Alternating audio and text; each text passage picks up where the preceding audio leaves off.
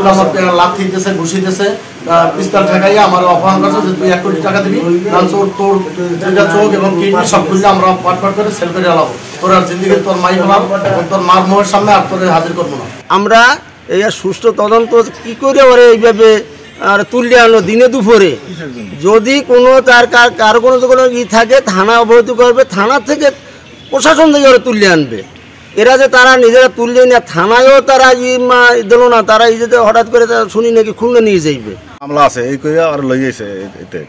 এরপরে আমি কী করবো হতভম্ব হয়ে গেছে, লগে লগে আমি 999 ফোন দিছি, ফোন দিয়া পুলিশে যাইয়া আর এই গাড়ি পাইছে ফেরি গাড়ি, ওই ফেরি দেওয়া এই আসামি 4 জন সহ ধরে নিয়েছে থানায়, এখন থানায় আছে বর্তমানে। আমরা এই একটা সুষ্ঠু বিচার চাই। কথা বলার এক পর্যায়ে জানতে পারতেছি তাদের হাতে টাকা পয়সা লেনদেনের একটা বিষয় নিয়ে তাদের অভিযোগ, কতটুকু কী আছে এটা আমাদের যাচাই বাছাই চলতেছে।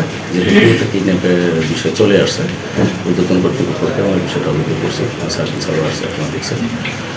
তো বিষয়টা নিয়ে আমরা কাজ করতেছি।